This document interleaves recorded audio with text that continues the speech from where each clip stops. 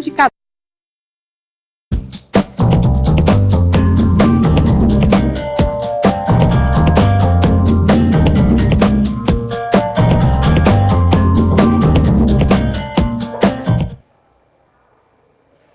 Olá pessoal, tudo bem? Muito boa noite a todos, a professores, alunos, tutores que nos acompanham hoje em mais uma webconferência.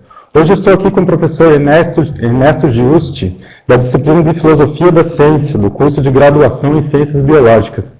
Muito boa noite, professor, tudo bem? Boa noite, tudo bem, Júnior, obrigado. É um prazer estar aqui novamente, agora para a disciplina Filosofia da Ciência. Então, pessoal que está aí em casa tiver alguma dúvida, ao final da webconferência o professor vai responder todas as suas dúvidas. É só digitar ali no chat qualquer dúvida que a moderação acaba passando para nós e eu passo para o professor. Professor, então vou deixar aberta a palavra, pode começar a sua explanação, professor. Obrigado. Bom, boa noite, gente. Vocês me conhecem, eu sou o professor Ernesto, da disciplina de Filosofia da Ciência, e eu, então, nessa webconferência, pretendo fazer duas coisas. Repassar um pouquinho, muito brevemente, o conteúdo da disciplina, só para relembrar, para vocês poderem fazer as perguntas mais facilmente, e também fazer algumas considerações mais gerais sobre a disciplina e algumas questões marginais a ela, para a gente aumentar um pouco o nosso conhecimento disso e aproveitar aquilo que não foi dito nas aulas, que são sempre muito breves. Então, eu queria começar chamando vocês a pensarem que aquilo que a gente está vendo no nosso curso, infelizmente, é pouca coisa daquilo que a gente deveria, de fato, abordar numa disciplina dessa natureza, Por quê? Porque, para entender filosofia da ciência, a gente precisa, de fato, entender várias coisas diferentes, Precisa entender o que é filosofia, entender o que é ciência e entender como é que filosofia se relaciona com a ciência do ponto de vista teórico, Vocês agora tiveram contato com a disciplina de filosofia, provavelmente tiveram contato também na sua formação básica com filosofia, mas obviamente não tem um domínio completo da matéria. Na ciência é a mesma coisa, vocês estão agora, imagino a maior parte de vocês, começando a se familiarizar, por exemplo, com a biologia. Então, pensar as relações entre, por um lado, filosofia e, por outro, ciência, exige muito mais daquilo que a gente é capaz de cobrir num curso breve, como é este aqui. Então, antes da gente ir para a disciplina, para o conteúdo da disciplina, eu queria relembrar vocês, ou pelo menos fazer com que vocês pensem em algumas coisas que não foram vistas, embora tenham sido abordadas, tenham sido apontadas de leve nas videoaulas e nas discussões que eu tive aqui com o professor Gilmar, que participou das videoaulas. Além das questões que nós tratamos, o problema da demarcação em Karl Popper, o problema da natureza, dos paradigmas das revoluções científicas em Thomas Kuhn, a questão da relação entre ciência e tecnologia, ou ciência e tecnociência no mundo contemporâneo, isso tudo à luz da filosofia, que foi o conceito com o qual a gente abriu esses cursos. Além disso, existem várias outras questões que são muito relevantes do ponto de vista da inserção do cientista no debate público contemporâneo que nós não abordamos, e que são, então, importantes também para a filosofia da ciência. Para vocês pensarem, hoje a gente costuma separar em domínios muito claros aquilo que são as ciências humanas ou as humanidades, letras ou filosofia, e aquilo que é o domínio da ciência, onde se insere, por exemplo, as ciências biológicas. Mas essa é uma separação que é muito recente. Na verdade, ela vem do século XVIII. No século XVIII, o termo que se usava para falar de um cientista, qualquer que fosse ele, e para falar de um filósofo, era o mesmo. Ambos eram filósofos. A diferença é que o cientista era chamado de filósofo natural.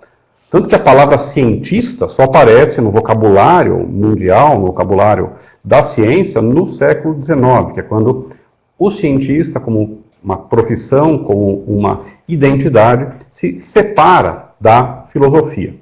Então, é difícil, mesmo depois de uma ciência se desenvolver, ela se libertar dessa influência, desse diálogo contínuo que começa lá na Grécia, no século VII a.C., quando os primeiros físicos são também os primeiros filósofos e vice-versa, e que, apesar de se separar no século XIX, continua até hoje. É um diálogo, então, de 2.500 anos, que a gente, é claro, não tem como cobrir em uma disciplina com uma duração tão curta. Mas, nesses 2.500 anos, há algumas perguntas importantes que eu quero deixar para vocês como provocação, para depois que vocês terminarem esse curso, poderem pensar e procurar responder essas questões na sua prática científica e na sua formação acadêmica aqui nesse curso. Por exemplo, se vocês pensarem nos grandes nomes da ciência do século XX, muitos deles ainda guardavam essa relação íntima entre ciência e filosofia. A gente tem uma grande tradição de cientistas no século XX que são também filósofos. Por exemplo, Albert Einstein, todos vocês conhecem, que tem uma série de reflexões sobre o método da ciência, por exemplo, e o significado das descobertas que ele apresenta na teoria da relatividade. Como, por exemplo, para dar um exemplo da biologia, Peter Medawar. O Peter Medawar foi o prêmio Nobel se eu não me engano, de medicina ou de física, enfim, mas ele era biólogo, ele ganhou o prêmio Nobel nos anos 60, e ele tem vários livros que justamente tratam da questão da natureza da ciência, como a ciência deve se relacionar com o público, como ela deve ser ensinada, enfim. Há uma tradição importante na qual os cientistas refletem teoricamente, isto é, portanto, filosoficamente, sobre a ciência. Uma disciplina como essa, então, mais do que querer passar para vocês uma série de conceitos que vocês devem aprender para ir bem numa prova e depois se livrar disso e nunca mais olhar para os seus apontamentos, aquilo que uma disciplina como essa pretende, muito mais do que isso, é tentar despertar em vocês uma certa consciência segundo a qual fazer ciência é fundamental, mas fazer ciência iluminada por uma compreensão teórica, por uma compreensão humanística, é sem dúvida uma empreitada mais interessante e mais rica. E existem inúmeras questões que a ciência coloca hoje para a reflexão teórica, Uma questão muito importante é, por exemplo, qual é o papel ou qual é a função da ciência na nossa sociedade.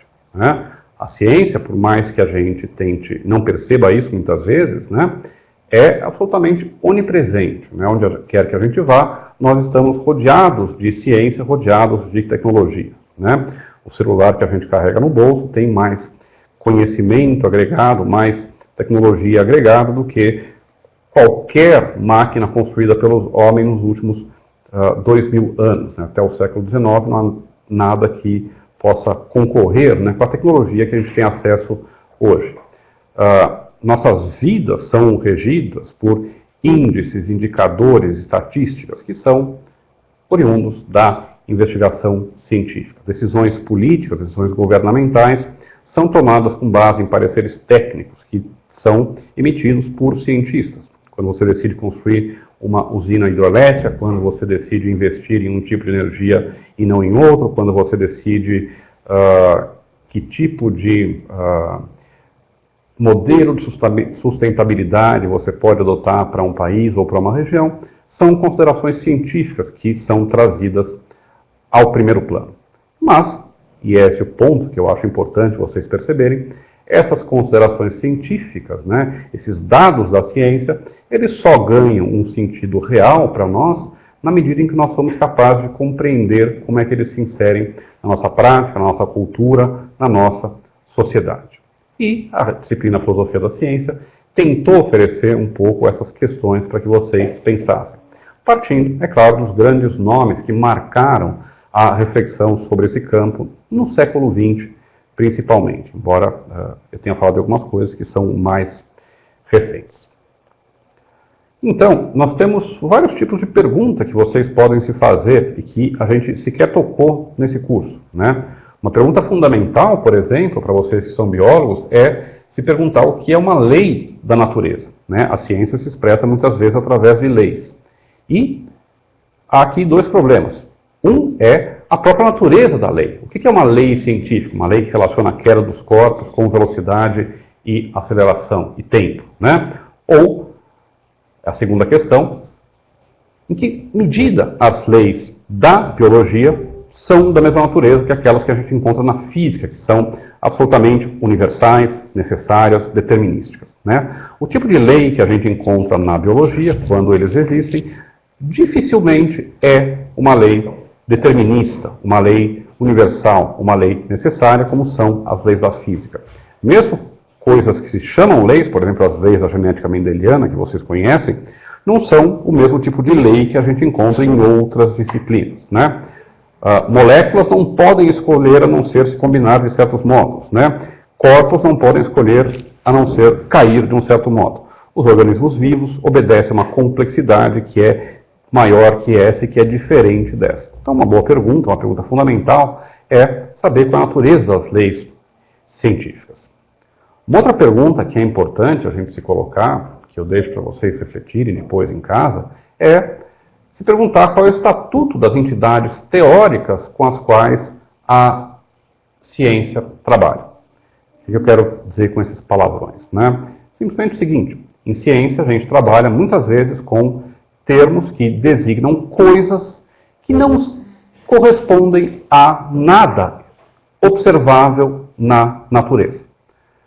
Na biologia isso não é tão evidente, embora mesmo unidades como, por exemplo, genes, DNA e assim por diante, são em certa medida construções teóricas, né, mais do que simplesmente realidades físicas ou biológicas autônomas. Mas quando a gente está no domínio da física, por exemplo, que é sempre para os filósofos, o grande modelo de ciência, porque ele idealiza um pouco aquilo que as outras ciências deveriam ser, né? A física é o ideal de ciência. Na física, a gente fala o tempo todo de elétrons, prótons, nêutrons, bósons de Higgs, neutrinos tal, quarks, charme, top e assim por diante. Bom, ninguém viu nunca nenhuma dessas coisas. E, no entanto, a gente supõe que elas existem, a gente fala como se elas existissem. Uma pergunta interessante que a gente pode se fazer é, será que esses termos são simplesmente abreviações cômodas, convenientes para a gente descrever uma realidade que de fato não corresponde a isso? Ou será que a gente, ao usar esses termos, está se comprometendo com a existência de fato real dessas partículas, por exemplo? Aí, quando a gente for olhar lá, aquilo lá vai corresponder de fato ao nosso modelo, né? Outra pergunta que é claro que vocês têm que se colocar, eu já apontei um pouco para ela quando eu estava colocando esses elementos iniciais, é se perguntar qual é a relação das ciências entre elas, né? Vocês estão se formando em biologia, né? E a gente vai chamar cientista o biólogo, mas também, por exemplo, o geólogo, o físico, talvez o economista, talvez o cientista político e assim por diante. Mas, obviamente, são campos de estudo diferentes, que têm objetos diferentes. Se eles têm métodos diferentes também, talvez a gente não tenha por que colocar todas essas empresas diferentes sob o mesmo nome, que é ciência. Então, uma questão fundamental, hoje em dia, é justamente saber qual é a relação entre as diversas ciências, entre as ciências humanas com as ciências exatas e naturais, mas também de cada uma das várias ciências entre elas. Até porque, como vocês sabem, hoje em dia, a grande palavra de ordem da academia, da universidade, é a interdisciplinariedade ou a transdisciplinariedade, né? Só que vejam, há uma dificuldade na interdisciplinaridade e na transdisciplinaridade, que é a seguinte: na medida em que a gente não tem fronteiras definidas que determinam qual é a divisão intelectual do trabalho entre as ciências, muitas vezes a interdisciplinaridade ou a transdisciplinaridade pode se transformar simplesmente em confusão conceitual ou simplesmente em ciências atravessarem umas o terreno da outra, né? Então, essa é outra pergunta importante com a qual os filósofos da ciência hoje trabalham. E, finalmente, para fechar essa primeira apresentação de algumas coisas que a gente não chegou a trabalhar diretamente, mas que são interessantes para a prática científica, né? Eu queria apresentar para vocês uma ideia, enfim, um fato que faz parte hoje do modo como a gente descreve o panorama intelectual contemporâneo e que a gente resume muitas vezes no rótulo das guerras culturais, né? E o que são essas guerras culturais? As guerras culturais são os debates, não são guerras, né? É uma metáfora, mas são os debates, muitas vezes acalorados e muitas vezes envolvendo a opinião pública, de modo direto, que envolvem o lugar da ciência no mundo contemporâneo, né? Muitos autores vão dizer, por exemplo, que a gente vive em uma época cientificista, né, na qual a ciência faz com que o homem perca a sua identidade, perca os seus valores originários, enfim, que a ciência contribui para desvirtuar, de algum modo, a civilização, o ser humano, né? E o modo como essas guerras culturais entre cientistas e não cientistas se revelam hoje, de um modo muito claro, é no embate, que muitas vezes é mais ilusório do que real, entre, por exemplo, filosofia e religião, né? No caso da biologia, é muito claro, por exemplo, que a partir do momento em que Darwin, lá em 1864, publica a sua origem das espécies, né, a biologia evolutiva é vista como inimigo da religião, da fé religiosa. É engraçado que o próprio Darwin não acreditava nisso, mas hoje em dia, muitas vezes a gente tem dois campos opostos que se formam, daqueles que defendem a ciência para negar a religião de um lado e daqueles que defendem a religião para negar ou rebaixar a ciência de outro. E surgem coisas muito estranhas, né, como, por exemplo, na biologia, o criacionismo e o design inteligente, que são, na verdade, simplesmente tentativas de não cientistas, né, tentativas de fora da ciência, de se reapropriar de um campo do discurso que agora é próprio da ciência, aquele, por exemplo, da origem e da evolução da vida. E vocês sabem que esses embates eles dão origem a engajamentos encalorados na esfera pública, né? O choque que existe entre essas duas cosmovisões muitas vezes adquire um caráter agressivo até, né? Então é importante vocês pensarem um pouco todas essas questões, né? Qual é o lugar, qual é o papel da ciência no mundo contemporâneo? Qual é o papel, em particular, da biologia no interior das ciências e no interior das tecnologias? As questões que envolvem, por exemplo, manipulação genética, seja de seres humanos, seja de organismos, são conhecidas de todos vocês, e são também mais um aspecto, mais uma exemplificação dessas guerras culturais que opõem defensores da ciência de um lado, entre aspas, tá? E opositores da ciência também, entre aspas, de outro lado.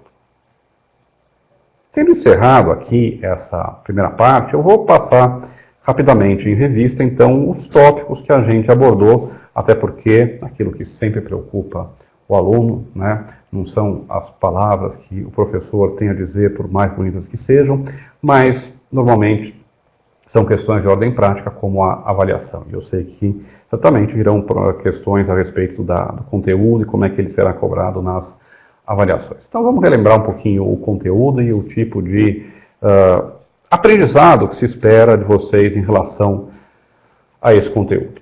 Primeiro, antes da gente começar, eu quero lembrar que a gente fez um sobrevoo, né? A gente não fez uma visita guiada, de fato, a nenhum desses elementos. A gente fez muito mais um voo, como se a gente estivesse passando num avião e vendo a paisagem de cima. Mas para a gente saber o que nos espera lá embaixo, do que, de fato, se engajar com esses debates.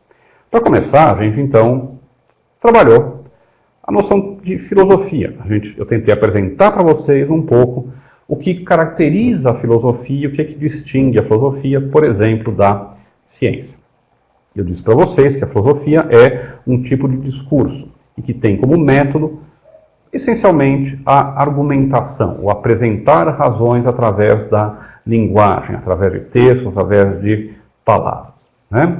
Isso é diferente da ciência porque, em ciência, a gente resolve uma questão com a observação e a interpretação dessa observação. E não há nada semelhante na filosofia. Em filosofia, a gente toma certas ideias como sendo pontos de partida, né, hipóteses ou axiomas, premissas com as quais a gente vai trabalhar e tenta ver o que se segue disso. Uma outra coisa que é importante vocês perceberem quando a gente começa a falar de filosofia, distinguir filosofia da ciência, é que há uma relação íntima, uma relação de fronteira entre filosofia e ciência. Filosofia e ciência não são campos separados, mas são territórios limítrofes cuja fronteira muitas vezes se toca. O que eu quero dizer com isso? Quero dizer o seguinte: em toda e qualquer disciplina existem resultados, existem conceitos que, para serem compreendidos, para serem de fato dominados, exigem o recurso a uma reflexão que é de tipo teórico, que é de tipo conceitual, que é de tipo, portanto, filosófico, né? Um dia, talvez, por exemplo, a gente vai saber exatamente o que diferencia os processos de associação entre moléculas, né, químicas não vivas e aqueles que regem as associações entre organismos vivos, aquilo que torna uma célula algo muito diferente de um mero aglomerado de moléculas. Ou seja, a gente vai saber como é que se dá a passagem da matéria inanimada para a matéria viva, né, a matéria que é estudada na biologia.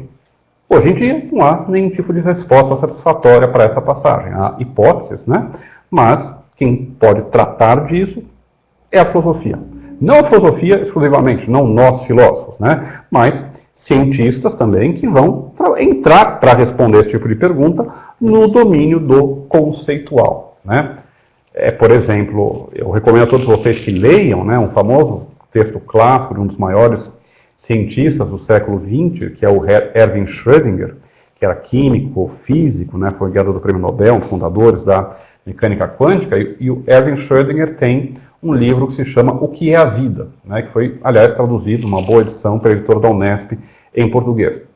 Esse livro é de 32 ou 34, tem quase 80 anos ainda hoje, né? Mas se vocês forem ler o livro, verão que as reflexões que ele faz lá ainda são atuais. Por quê? Porque são reflexões teóricas, conceituais, filosóficas, para ser mais claro. E que então, embora dependam dos resultados da ciência, não estão diretamente ligados à ciência. E isso significa, então, que a ciência interessa em muito a filosofia, porque a filosofia define o seu campo por exclusão com a ciência. Aonde a ciência não tem mais uma resposta, entra a filosofia. Bom, e o que é então a filosofia da ciência? A filosofia da ciência é o tipo de reflexão que a gente faz sobre um objeto particular. Em filosofia, a gente pode tratar de muitos assuntos diferentes que correspondem a vários campos da filosofia. Por exemplo, a estética trata do belo, a ética trata da ação correta. A filosofia da ciência trata do quê? Trata, basicamente, de quais são os métodos, para começar, qual é a natureza da ciência? Quais são os métodos da ciência? Quais são os objetos da ciência? Como devemos compreender esses objetos sobre os quais a ciência fala? Como devemos compreender o que a ciência diz sobre esses objetos? Será que a ciência diz a verdade? Será que as teorias científicas são verdadeiras? Ou será que elas são simplesmente funcionais? Elas funcionam e, portanto, devem ser abandonadas? Vejam, se eu escolher a segunda opção, isso tem consequências importantes, né? Porque eu estou dizendo que a ciência não busca, de fato, a verdade. E nós acreditamos, normalmente, que ela faz isso. Na segunda unidade, nós começamos a conhecer o pensamento daquele que é talvez o mais famoso filósofo da ciência, que é o nosso amigo Karl Popper. E então nós vimos as principais ideias do Karl Popper na sua obra A Lógica da Pesquisa Científica, de 1934. E, para relembrar brevemente, vocês têm que guardar dessa apresentação do Karl Popper, basicamente que, para Karl Popper, o principal problema da filosofia da ciência é o problema da demarcação, né?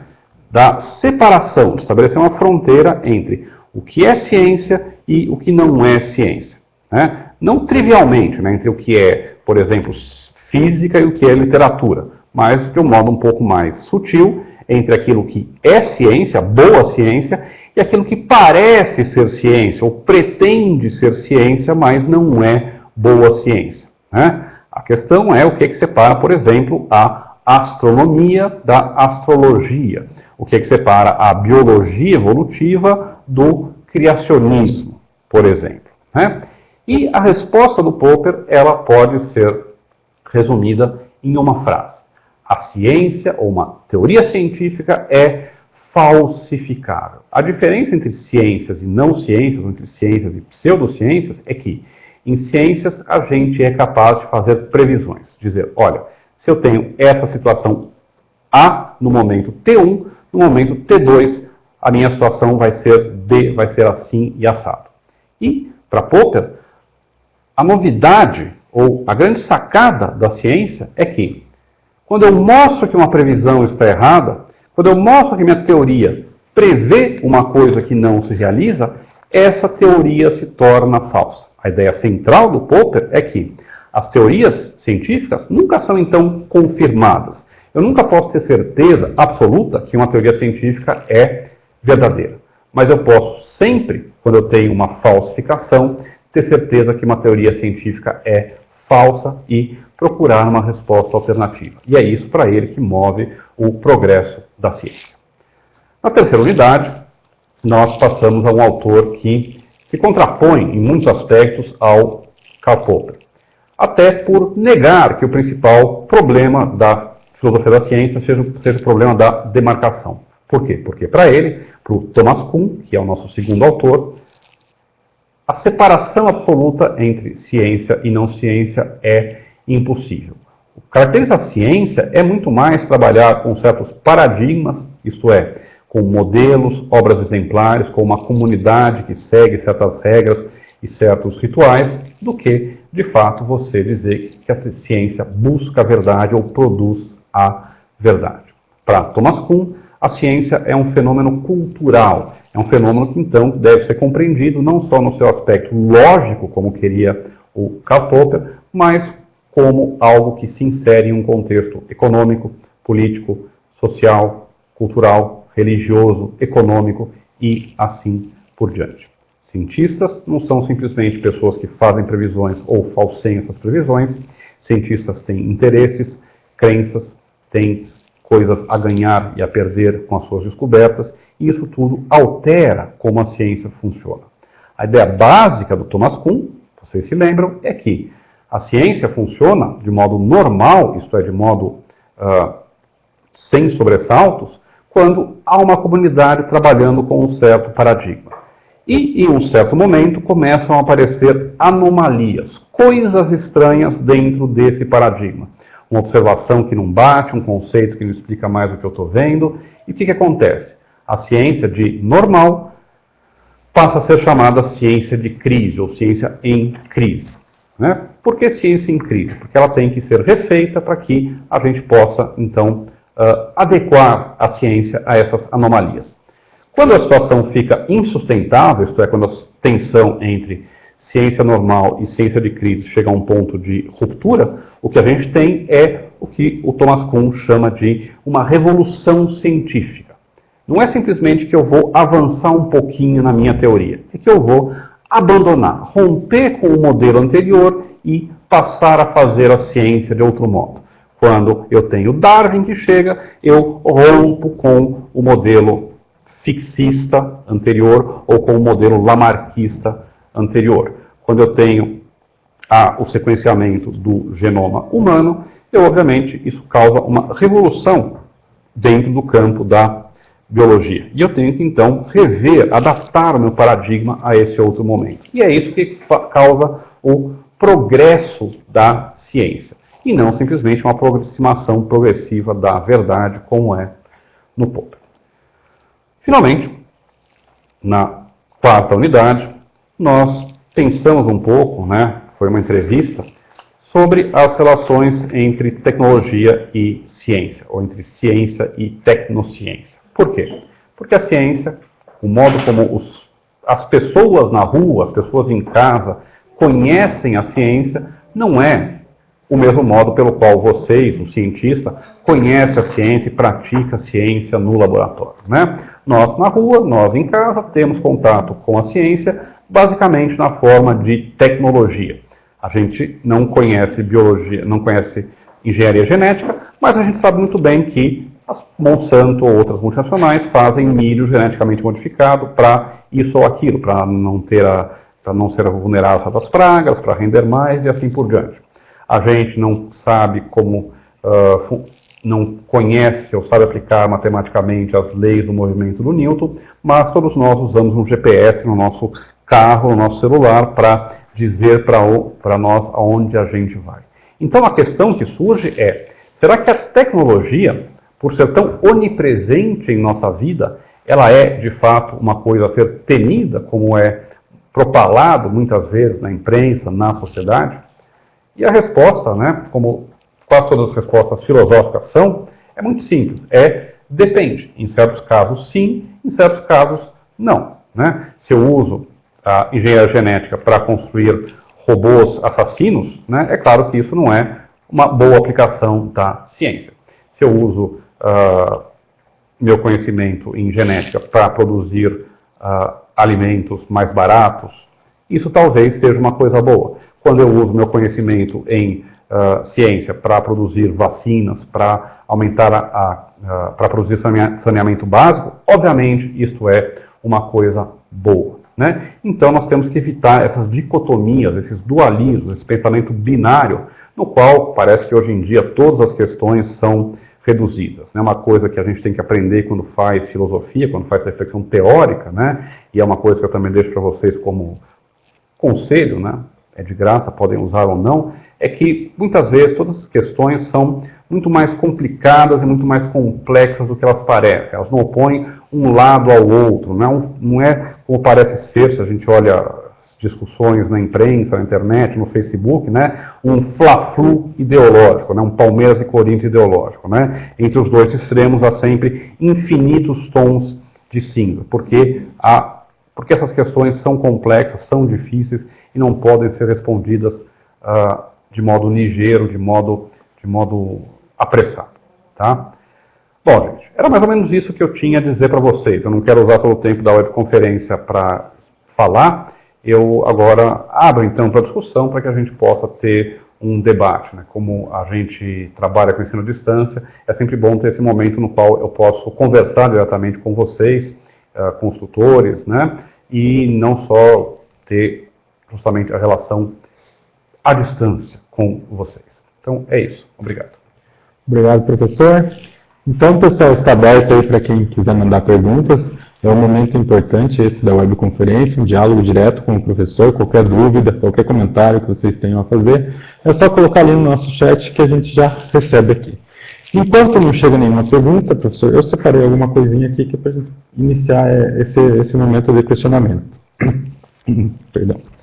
Professor, a filosofia da ciência poderia ser uma maneira, então, do cientista de se autoavaliar? Então, ele retorna aquilo que ele está estudando e vai analisar isso de uma maneira não tão prática. Então, ele vai analisar a metodologia que ele está usando, por que isso, por que aquilo, por que desse método. Poderia ser considerado uma autoavaliação e seria importante essa autoavaliação na ciência? Eu acho que sim. Eu acho que o cientista tenha muito a ganhar com o conhecimento um pouco de filosofia da ciência. Né?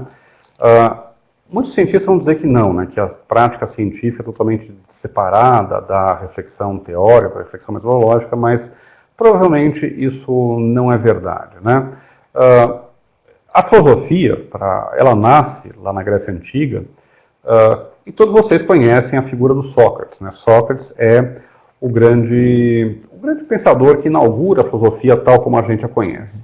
E qual é o grande desafio socrático? Qual é aquela frase pela qual todo mundo conhece o Sócrates? É o tal do conhece-te a ti mesmo. Né? Em grego fica muito bonito, gnóte se auton. Né? O que significa o conhece-te a ti mesmo? Né? O conhece a ti mesmo é justamente você ser capaz de se conhecer para ser capaz de se situar no mundo. Né? O conhecer a si mesmo não é só uma autoanálise, né? Mas é uma autoanálise para nós compreendermos qual é o nosso lugar na sociedade, no universo. O cientista que é capaz de refletir teoricamente sobre a sua prática, sobre os resultados dessa prática, certamente ele engrandece, né? Ele aumenta a compreensão que ele tem da sua inserção na sociedade e do papel que o seu trabalho tem. Tá? Então, esse é um elemento da resposta. Um outro elemento da resposta é pensar que, você apontou bem isso, né? A filosofia da ciência reflete sobre metodologias científicas, ou sobre o método da ciência. Por refletir sobre o método da ciência, embora, claro, que ela não vai dar conselhos práticos para os cientistas, façam isso e não aquilo, ela pode aumentar a compreensão que o cientista tem daquilo que ele faz no laboratório, ou do modo como a sua investigação se relaciona com outras investigações dentro da sua área e de outras áreas do conhecimento. Então, é claro que esse é um elemento fundamental para o qual a reflexão teórica pode contribuir. E eu falo reflexão teórica porque não é só filosofia da ciência que é importante, isso também sociologia da ciência, que explica como é que as comunidades científicas agem de fato. Existe história da ciência. Todas essas áreas humanas, né, são úteis para o cientista compreender melhor a si mesmo, conhecer melhor a si mesmo e a ciência que ele produz e pratica. Uhum. Professor, na unidade 2 a gente conversou um pouco, a gente viu a questão da ciência, não ciência e a pseudociência. Eu queria que você falasse um pouquinho sobre o que são essas três. Sim. Bom, essa distinção, ela aparece com o Popper, né, no contexto da discussão que ele está levando a cabo lá nos anos 30. Né? E como é que ela surge? Né? Ela surge basicamente pelo seguinte. O Popper era um cientista, mas que teve uma formação bastante... uma atuação política muito forte naquele momento, né, pós-Primeira Guerra, na Áustria. Né? E ele, inclusive, por exemplo, participou ativamente de movimentos operários, movimentos de cunho marxista e socialista. Outra coisa que acontecia lá na Áustria, né, o Popper é austríaco, em Viena, que é a cidade do Popper, onde ele desenvolveu boa parte do início da sua carreira intelectual, era um burburinho cultural, com a arquitetura Bauhaus, com música dodecafônica, mas um dos elementos desse burburinho intelectual era a psicanálise freudiana. Né? E o que chocava, o que incomodava o Karl Popper é que o socialismo, todo mundo conhecia e discutia nos cafés. Né? A psicanálise freudiana, todo mundo conhecia e discutia nos cafés de Viena. Mas as teorias científicas mais recentes, a física quântica, a relatividade, eram reservadas a uns poucos eleitos que eram cientistas profissionais. E refletindo sobre isso, ele chegou à conclusão de que essas investigações, né, psicanálise freudiana e marxismo, na sua vertente científica, materialista dialética, tá, não eram de fato ciências do mesmo modo em que a física é. Podem ter o seu valor, elas podem ser muito úteis para a experiência pessoal de cada um, elas podem ser muito úteis para a mudança política da sociedade, mas elas não são ciências.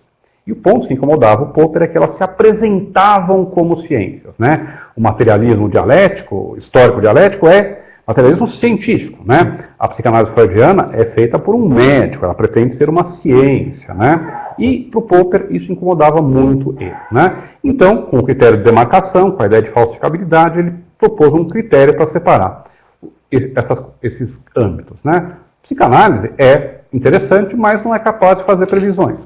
Você tem lá o complexo de Édipo ou um trauma, se diz, olha, esse trauma vai surgir e provocar uma certa reação, né, por exemplo, neurose no paciente, mas isso pode acontecer e pode não acontecer. Se acontecer, o analista freudiano vai dizer que confirmou, se não acontecer, ele vai dizer, mas tem um outro elemento que foi o que aconteceu lá, que a gente não sabe, que então modificou, ou seja, ele vai adaptar a teoria para qualquer fato que venha. Né? É a mesma coisa o materialismo histórico, né? O comunismo científico, né? Você diz, olha, é inevitável que haja uma revolução proletária porque as condições de desenvolvimento materiais e históricas do capitalismo levam a isso. É inevitável, é uma lei da natureza. Bom, não aconteceu, né? O que os marxistas fizeram?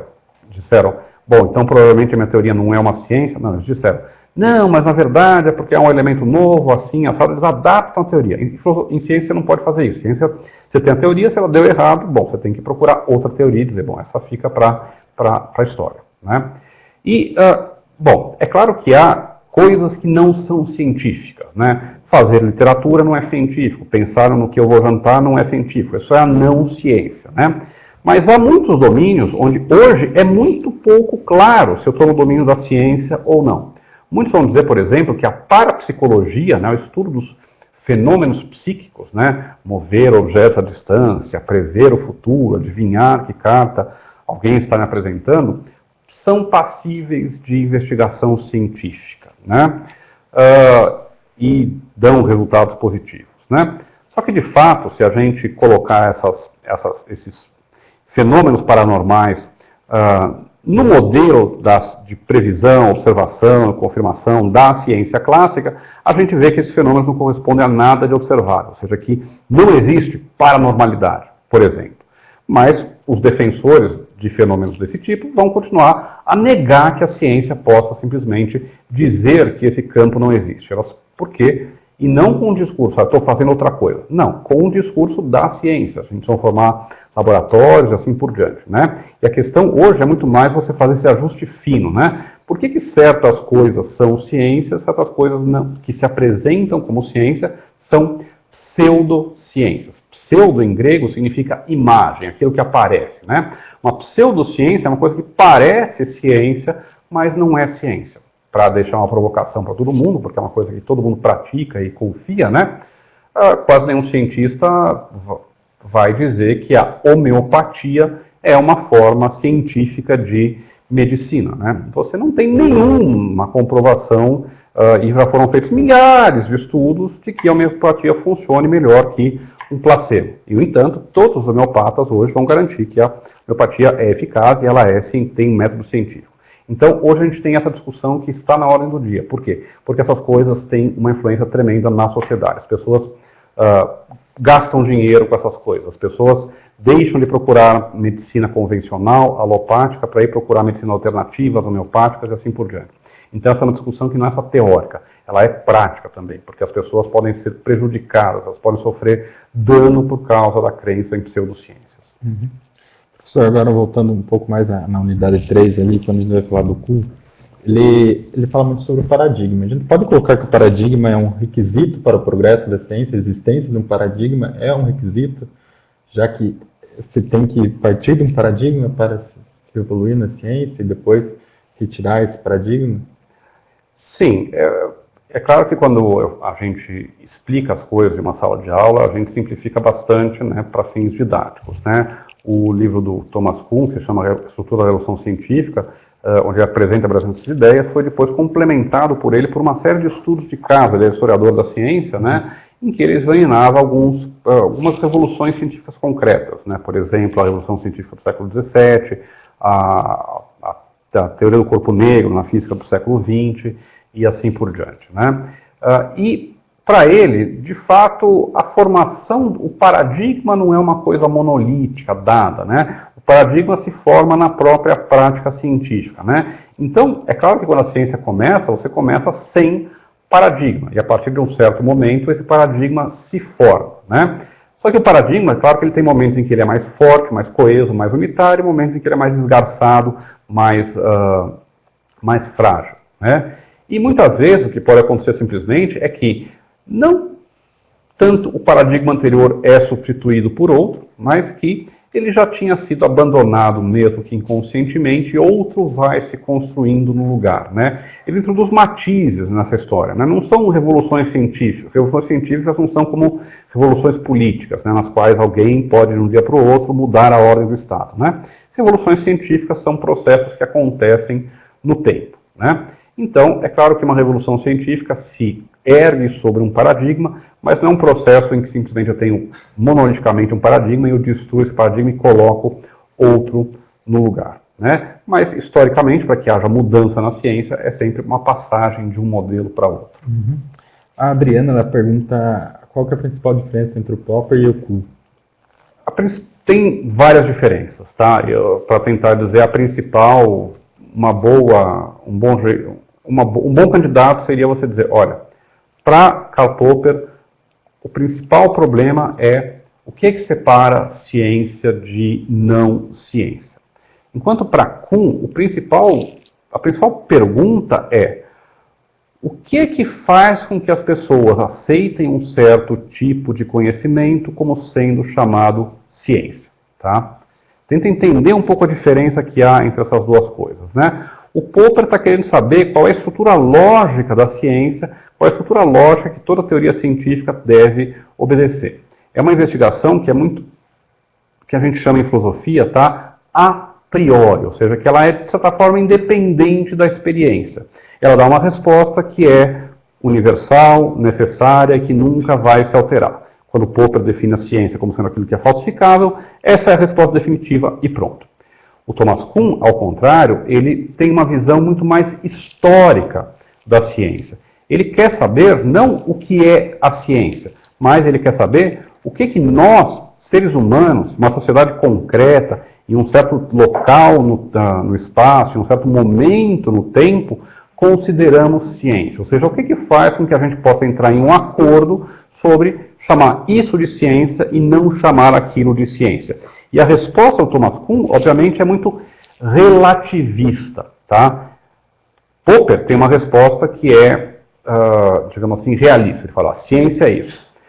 O Thomas Kuhn diz, olha, ciência é uma palavra que significa coisas diferentes dependendo de para quem, quando e onde você perguntar. Não existe simplesmente uma coisa que é a ciência, que sempre vai ser a ciência. Dizer que algo é ciência é uma coisa relativa a uma certa sociedade, a uma certa cultura, a um certo momento histórico. Essas são algumas diferenças fundamentais entre esses dois autores. A mesma Adriana, voltando um pouquinho àquele tema sobre ciência e pseudociência, ela faz a seguinte questão: se ciência é fundamentada e a pseudociência, na verdade, é hipotética e pode ter mais de uma definição. É por aí mesmo? Não, olha, eu estou tentando trabalhar mais com os conceitos que a gente explorou aqui, né? Por quê? Porque se você começar a dizer isso, olha, ciência é fundamentada e pseudociência é mais hipotética, não vai funcionar. Primeiro porque o pseudocientista vai jurar de pés juntos que a ciência dele é tão bem fundamentada quanto a melhor ciência disponível. Né? Como eu disse, ninguém vai sair na rua dizendo eu sou um pseudocientista, eu sou um charlatão. Né? Para o pseudocientista, ele está seguindo o método científico e as suas conclusões têm valor científico. Além disso, a gente tem que considerar que em ciência, em sentido estrito, a gente trabalha o tempo todo com hipóteses, né? Hipóteses são guias heurísticos para a investigação. Né? Uma hipótese me permite buscar, por exemplo, uma partícula se eu sei que ela tem que estar lá. Né? O bóson de Higgs era uma hipótese até alguns meses atrás. A humanidade gastou bilhões e bilhões e bilhões de dólares e uma tecnologia absolutamente impressionante para construir o grande colisor de hadrons lá em Genebra para verificar se essa hipótese estava verificada, né, que é a existência do bóson de Higgs. Né? Então, essa distinção não é tão útil. Né? Eu acho que a distinção tem a ver com o tipo de método que cada uma delas adota. Né? Por exemplo, em ciência, em tudo que envolve teste clínico, né, biologia, bioquímica, farmácia, medicina e assim por diante, né, a gente tem coisas que são os chamados testes duplos cegos, né, nos quais a gente tem grupos de controle e nem paciente, nem o médico, né, nem o clínico responsável sabem que eles estão usando um remédio que não é de fato o remédio verdadeiro. Então você pode controlar tudo, você pode controlar inclusive a propensão do médico a acreditar que o tratamento vai ter resultado, a propensão do paciente a acreditar que vai ter resultado, né, e como isso influi na eficácia do medicamento, daquilo que está sendo testado.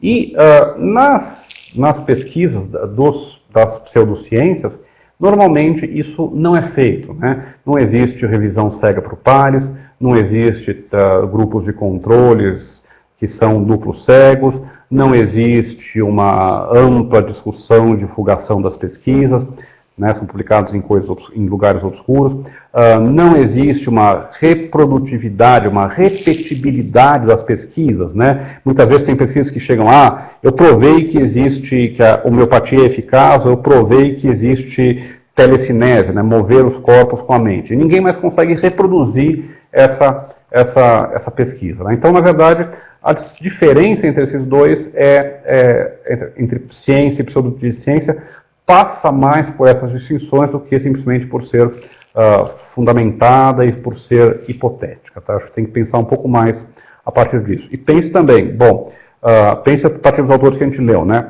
Para Karl Popper, é muito simples. A pseudociência não é capaz de fazer previsões e a pseudociência não abandona seus resultados quando as previsões que eventualmente faz são rejeitadas. E para o Thomas Kuhn, o que torna ciência diferente de pseudociência? Ele vai dizer, olha, é basicamente o fato de que a gente compartilha os valores da comunidade científica e a comunidade científica diz que isso é ciência, enquanto a comunidade que compartilha os valores da pseudociência está à margem da ciência. No modelo do Thomas Kuhn, a separação entre ciência e pseudociência é muito mais frágil, porque o grupo que está fora da ciência, a partir de um certo momento, pode vir a entrar dentro da ciência. No Karl Popper, isso não acontece. Uhum. Professor, você pode dar um exemplo rápido do que seria ciência, pseudociência e não ciência? O pessoal do Pinhão está pedindo. Tá. Um exemplo rápido, sim. O que é ciência? Ciências são as ciências duras, as ciências empíricas, né? Aquelas que vocês aprendem no colégio e na universidade. A física é uma ciência, ela tem leis e faz previsões. A biologia é uma ciência, ela tem leis e faz previsões. A química é uma ciência, ela tem lei e faz previsões. Todas elas trabalham com o método chamado hipotético dedutivo matemático, que é o método que vem desde o Newton. Elas trabalham com modelos matemáticos para expressar os seus resultados, para interpretar os seus resultados. Não ciência é tudo aquilo que é uma prática humana, mas que não é ciência, porque não trabalha dentro desse modelo. Por exemplo, o direito, né, é uma não ciência, né? Embora a gente fale às vezes a ciência do direito, isso não é no mesmo sentido que a gente fala de ciência aqui em filosofia da ciência. O direito obviamente, algo que envolve conhecimento, algo que envolve a formação de uma comunidade de praticantes. O conhecimento é, obviamente, fundamental para... o direito é, obviamente, fundamental para a vida humana, mas não é uma ciência, né? Os advogados não se reúnem diante de um juiz e dizem, olha, vamos fazer um experimento para ver quem é que tem razão nesse caso. Eles argumentam, apresentam razões, motivos, justificativos, uma coisa que faz através de um diálogo e do choque de visões conflitantes. Isso é diferente do que aquilo que acontece estritamente na ciência. O direito é uma não ciência, é uma prática humana, é um conhecimento humano que não é científico. É bom vocês pensarem que nem todo conhecimento humano é conhecimento científico.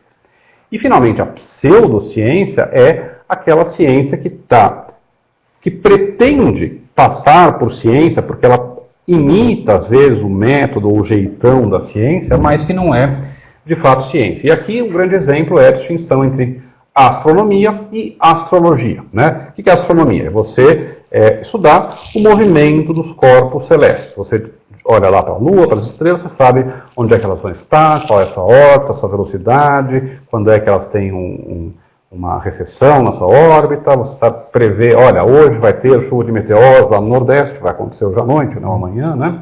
E você, então, sabe explicar perfeitamente o que acontece aquilo lá. E, por exemplo, se acontece de que não ocorre uma chuva de meteoros hoje à noite, vai ter alguma coisa muito errada com a astronomia. Os astrônomos de todo mundo vão entrar em pânico, porque, bom, tudo aquilo em que a gente acreditava não aconteceu.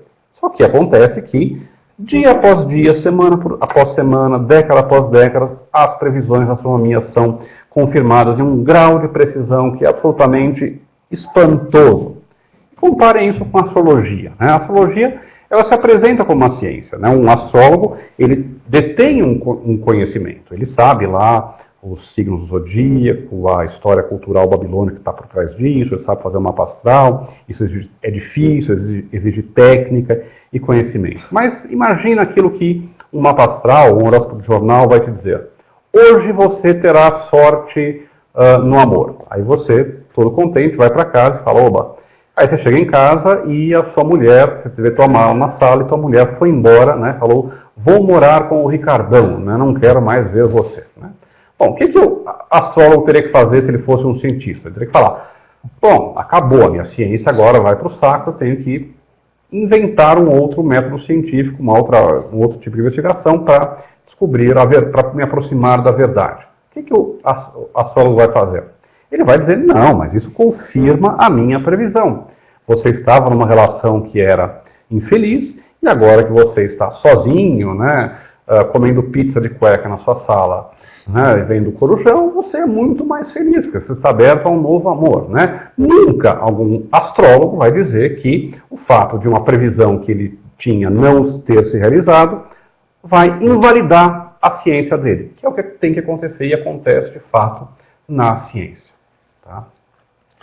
Professor, voltando um pouco na questão dos paradigmas, o meu xará, o Luiz Carlos, ele pergunta se pode haver ciência sem o paradigma. A Bernadette também faz uma questão sobre o paradigma, ela pergunta como que o paradigma embasa a ciência e o que eles podem esperar dessa questão do paradigma como futuros cientistas, né? Tá, ótima pergunta. Relação. Vejam só, pensa o seguinte, não pense o paradigma como uma coisa abstrata, tá? Que está assim, voando sobre nossas cabeças, né? Como uma nuvenzinha, né? Não. Um paradigma é uma coisa muito concreta. Um paradigma, você se identifica com ele, se insere nele no dia a dia, tá certo? E eu vou dizer mais, tá? Vocês que estão estudando biologia já estão inseridos em um paradigma. O fato de vocês estudarem biologia e não, por exemplo, filosofia natural ou história natural, como se fazia no século XVIII, já dizem qual paradigma vocês estão inseridos. Vocês estão inseridos no paradigma das ciências biológicas empíricas, hipotéticas dedutivas, matematizáveis, que se desenvolve a partir do Darwin, né, e do Mendel no século XIX. Não é outro paradigma. Quando vocês têm um professor que teve uma formação, esse professor representa uma parte desse paradigma. Ele teve uma formação, ele teve professores ele próprio, e ele herda um paradigma. Um paradigma diz o quê? Olha, um experimento que se faz em biologia é desse tipo. Ou, para formar um biólogo, vocês têm que ter tais e tais disciplinas no curso de biologia. Quando vocês entram em um curso de biologia que tem um certo currículo, no qual tem certas disciplinas, o que é isso? É o paradigma agindo. Se vocês tivessem um curso de biologia em que as disciplinas fossem moda, corte e costura e parar o zagueiro, como o zagueiro pode parar o atacante, né? Vocês não teriam um curso de biologia. Por que vocês têm um curso de biologia? Porque ele trabalha dentro do paradigma. Vocês vão ter lá, sei lá, física, bioquímica, enfim, não conheço, biologia evolutiva, né? E assim por diante. Né? Isso é o paradigma. O currículo escolar no qual vocês estão inseridos é o paradigma. O livro que vocês vão usar é um paradigma, né? Quando vocês pegam um livro de biologia, vocês podem pegar 10, 15, 20 livros de uma certa matéria em biologia. Todos eles vão, é claro, ser diferentes, mas no fundo também todos eles são iguais, né? Vocês nunca vão abrir um livro de biologia e ver alguém dizendo, falando sobre, sei lá, alma, como, por exemplo, Aristóteles falava na biologia dele no século IV a.C., quando ele falava, olha, o homem tem 3 almas, uma que é apetitiva, uma que é racional e uma que é vegetativa, né? Isso era biologia, usava alma. Vocês não vão encontrar alma hoje de vocês. Por quê? Porque os livros de vocês são produzidos dentro de um paradigma. Então, vocês nem precisam se preocupar tanto com estar dentro do paradigma. Vocês já estão dentro de um paradigma. Né? Um curso de biologia não pode existir a não ser aceitando um certo paradigma. E os professores, os laboratórios, os livros que vocês usam, tudo isso, a imagem pública do biólogo, tudo isso faz parte de um certo paradigma, do paradigma que hoje forma, né, identifica a ciência da biologia. Professor, só para fechar aquela questão da ciência, não ciência, o Paulo Pinheiro pergunta onde que a meteorologia se classificaria como uma não ciência? Não, a meteorologia é ciência, tá? Acontece o que na meteorologia, tá? A meteorologia é científica porque ela segue métodos científicos, ela faz previsões, ela trabalha com observações experimentais, não com experimentos, mas com observações experimentais.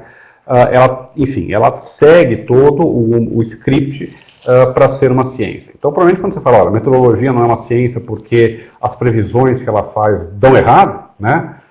Não é bem assim, né? Na verdade, você tem grandes tendências, você tem macro previsões que dão certo, você tem um certo grau de acerto. O problema com a meteorologia primeiro, que é uma ciência relativamente recente. Segundo, que é uma ciência essencialmente interdisciplinar, né? Você precisa de muita matemática na meteorologia para formar modelos. Você precisa de muita informática na meteorologia, porque esses modelos só podem ser computados por computadores muito potentes e muito rápidos. Você precisa de química na meteorologia, porque o nosso clima é determinado por uma série de relações que são químicas, no fundo, né? O ozônio é um elemento lá da tabela periódica, né? Enfim. E a quantidade de variáveis que estão envolvidas é imenso, né? Por isso você não tem o grau de acerto. A gente pode imaginar que num futuro próximo, ou não tão próximo, a meteorologia vai ser tão confiável quanto, por exemplo, a mecânica newtoniana. Só para dizer uma coisa, não se assuste com o que eu vou dizer, não vai cair, mas é só porque tem essa curiosidade, né? Mas a meteorologia é diferente de outras ciências, porque ela trabalha com aquilo que se chama em filosofia da ciência de modelos não lineares, tá certo? A física newtoniana, a mecânica newtoniana trabalha com modelos lineares, né? Você solta a sua bolinha num plano inclinado, ela vai sempre descer do mesmo jeito, com a mesma velocidade, a mesma aceleração. Na meteorologia, a relação entre um grupo de nuvens com o vento, com a temperatura, atua de modo não linear. Muitas coisas diferentes podem acontecer. O modelo tem que ser capaz de dar conta de todas essas. E aí, a meteorologia, ela depende de uma área que está hoje em franco desenvolvimento dentro da matemática, dentro da ciência, que é a chamada teoria do caos, que trata não da bagunça, né? Caos em ciência não é bagunça. Caos em ciência é o quê? É justamente esse desenvolvimento, esse progresso não linear, esses sistemas que não são totalmente previsíveis, mas onde uma pequeníssima variação no sistema inicial resulta em uma variação tremenda no teu sistema final. E é por isso que a meteorologia parece que não é ciência, mas a meteorologia é um exemplo bem claro de algo que entra no modelo contemporâneo de ciência. Ela está num momento em que as suas previsões não têm o grau de acerto de outras ciências, mas ela é ciência sem dúvida alguma. Uhum. O Luraldo Batista lhe pergunta sobre os conceitos de previsão e falsificidade, tanto na questão da ciência como na não ciência. Tá. O que é a ideia de previsão? A ideia de previsão é simplesmente que a tua teoria, toda teoria científica, é capaz de dizer como vai ser, como deve ser um certo evento que não se observou ainda. Isso seja no passado, que é a exceção, sobretudo no futuro, que é a regra, né? Se eu tenho, por exemplo, se eu conheço as leis do movimento do Newton, e eu sei a que velocidade um carro está indo na rodovia, quanto ele pesa e assim por diante, e esse carro bate em uma árvore, eu sei eu não preciso que ele bata na árvore para saber qual é o impacto que vai ser causado. Eu posso prever, antes da batida, exatamente qual é o impacto, qual é a soma de forças que vai estar presente lá, como essas forças vão atuar. E o ponto é que esse modelo teórico, né, o meu corpinho em movimento, uma certa massa, ponto extenso, que bate, tá? Ele sempre se verifica na realidade, né? A mecânica newtoniana prevê uma certa dinâmica para uma batida entre um carro e uma árvore, né? E isso vai ser sempre assim. Nunca um carro vai bater em uma árvore e sair voando, né? Ou nunca um carro vai bater em uma árvore e se transformar em outra árvore, né? A ciência newtoniana, a ciência tradicional, prevê exatamente o que vai acontecer. Na biologia, por exemplo, ou em campos correlatos com a biologia, por exemplo, na paleontologia, né, eu não tenho previsões para o futuro, né, porque os dinossauros, que é o que ou os fósseis, que é o que a paleontologia estuda, já estão extintos, né? Mas se eu tenho uma teoria que diz, olha, teve uma evolução desse organismo aqui para esse outro, eu posso prever que eu vou encontrar algum organismo, algum esqueleto, algum fóssil que está no meio desses dois, um elo entre esses dois. E muitas vezes as pessoas vão lá a campo e acabam achando justamente aquele esqueletozinho que faltava para fazer a história. A ciência permite você, então, projetar a teoria na realidade, na forma de previsão. Dizendo, olha, se a minha teoria está certa, então vai acontecer isso. Se a minha teoria está certa, a gente tem que achar isso aqui, tem que achar isso lá, tem que observar isso lá. E a pseudociência não faz isso. E o ponto importante é, em ciência, quando isso não acontece, eu tenho que mudar de teoria. Se eu não encontro lá o meu esqueletozinho no passado, ou se a minha batida não é prevista corretamente pela física newtoniana, eu tenho que abandonar isso. Está errado, né? Uma ciência que não faz previsões corretas é uma ciência que não serve mais para nada. E falsificar, então, é o quê? É mostrar que uma teoria é falsa. Lembre-se, tá? A gente nunca mostra para Popper que uma teoria científica é verdadeira. O máximo que a gente pode fazer é mostrar que uma teoria científica é falsa. Uma teoria científica é falsa, ela é falsificada, quando uma previsão que ela faz não se realiza. Quando eu tenho um evento que é contrário àquilo que a minha teoria previa que deveria acontecer, previa que devia ser o mundo. A Maria da Silva ela pergunta sobre a ótica da filosofia, da ciência, né? O que a gente pode falar da metafísica? Então, a metafísica é um campo dentro da filosofia, né? E a metafísica, ela não é simplesmente, como as pessoas às vezes acham, o estudo de coisas que estão fora do mundo, né? Acima do mundo, né? Espíritos ou coisas assim, né? Nesse sentido filosófico, estrito de metafísica, há uma relação entre filosofia, entre metafísica e ciência. Por quê? Porque a metafísica trata daquilo que existe, né? E a ciência postula que existem certas entidades, ou postula, olha, o mundo tem uma certa natureza. Um jeito de você pensar isso é o seguinte, olha, a ciência postula que é possível explicar o universo em termos que são puramente materiais e mecânicos. A metafísica básica da ciência é um materialismo. Tudo pode ser explicado por matéria e leis mecânicas, né? Então, ela coloca um desafio para aquele metafísico que vai dizer, não, olha, além de matéria e leis mecânicas, existem outros tipos de seres, né? Com objetos abstratos, conceitos, ideias, almas, e o que você mais quiser colocar na tua ontologia, na tua coleção de seres, né? Então, a ciência se relaciona com a metafísica desse modo. Ela propõe uma certa visão metafísica do mundo, né? Uma visão que é, para muitos, materialista, para muitos, mecanicista, mas que não precisa ser necessariamente assim. Mas é claro que, por trás da ciência, há uma concepção de mundo envolvida, há uma metafísica envolvida. Outro aspecto no qual a ciência toca a metafísica é você se perguntar justamente qual é o estatuto, a natureza dessas coisas das quais a ciência fala, né? Em metafísica a gente investiga que coisas existem. Bom, a ciência fala de um monte de coisas que a gente nunca vai enxergar, né? Ela fala de Big Bang, ela fala de, por razões diferentes, né? Ela fala de Big Bangs, que já estão no passado, ela fala de prótons, nêutrons, partículas subatômicas que a gente nunca vai observar, né? Bom, será que essas coisas existem mesmo ou será que são só ficções, né? Coisas que eu invento para descrever corretamente o mundo? E dependendo da resposta que você dá, é claro que a metafísica que você vai ter por trás disso é muito diferente. Professor, agora para finalizar, tenho duas perguntas de ordem um pouco mais técnica sobre a disciplina. A Suziane, ela pergunta no exercício da unidade 2, pede uma lauda de resposta. Essa lauda equivaleria a quantas linhas mais ou menos? Parece que ela teve um problema anteriormente, passou das 15 linhas e acabou sendo descontada a nota. Equivaleria mais ou menos a 15 linhas uma lauda? Equivale mais ou menos a 15 linhas. O mais fácil de você saber na verdade, assim, a lauda padrão, ela tem 15 linhas, ela tem 30 por 70, que dá 2.100 caracteres, né? Se você conta no Word, contando com espaços, te diz quanto é uma lauda, tá?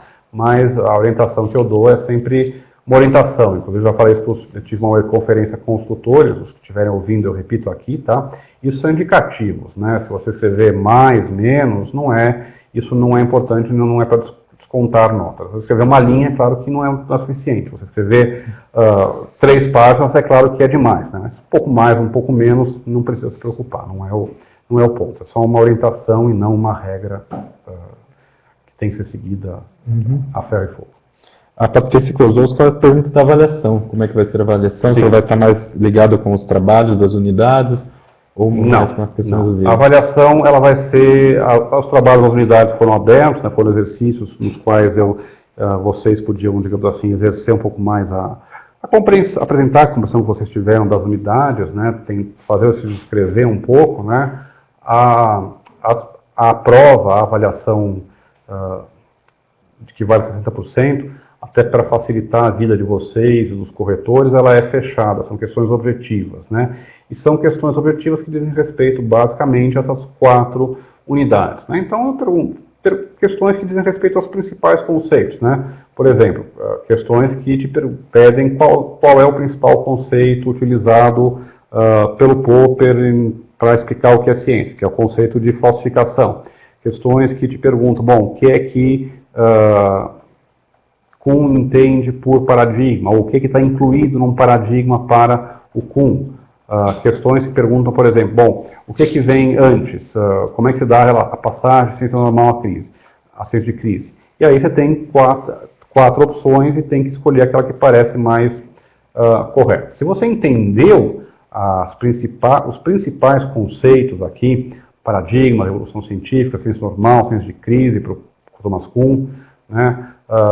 Falsificação, previsão, ciência, pseudociência, demarcação para o Popper e assim por diante, você não vai ter dificuldade em fazer a prova, porque compreendendo as questões, as respostas vão, mais ou menos, espero, na elaboração, né, tentei fazer isso, elas vão se apresentar naturalmente a vocês, eliminando aquilo que não corresponde à lógica daquilo que a gente está estudando, vocês não vão ter tanta dificuldade assim para chegar às respostas. Mas então a avaliação é de perguntas objetivas fechadas sobre essas quatro unidades. Eu também quero lembrar o seguinte, né, a gente elabora uma prova aqui com muito mais questões que aquelas que vocês fazem, tem 10. Né, e depois é aleatoriamente sorteado para os alunos fazerem um certo número de questões dentro dessas. Né. Então, idealmente, há uma distribuição de conteúdo igual para as várias unidades. Né? Eu fiz mais questões centradas principalmente na segunda e na terceira unidade, a unidade do Popper e do Thomas Kuhn. Em princípio, se a aleatoriedade da distribuição que o computador fizer for correta, é claro que a gente está sujeito a aberrações estatísticas, né? Se ela der certinho, são as unidades sobre as quais haverá mais questões, embora não possa garantir porque eu não sei qual é a prova que cada um vai fazer. Então, aí, professor, finalizado aqui as questões, eu queria agradecer a sua presença, agradecer a sua explanação. Acho que foi de muita valia para todos nós. Eu que agradeço a você, Júnior, por estar aqui fazendo a moderação, agradeço a equipe técnica da OAB, que sempre trabalha muito bem, permitindo que a gente possa entrar em contato com os alunos, né? Agradeço aos alunos pela paciência, pelo interesse, agradeço aos tutores pela colaboração e espero que essas aulas, mais do que servir para vocês irem adiante no curso de vocês, possam despertar vocês algumas ideias, alguns pensamentos provocativos que acompanhem vocês pelo resto da carreira de vocês, que vai sem dúvida ser um sucesso. Tá? Obrigado. É isso aí, pessoal. Faço das palavras do professor a minha e desejo a todos uma boa noite. A gente vai ficando por aqui. Até mais. Valeu. Tchau, tchau.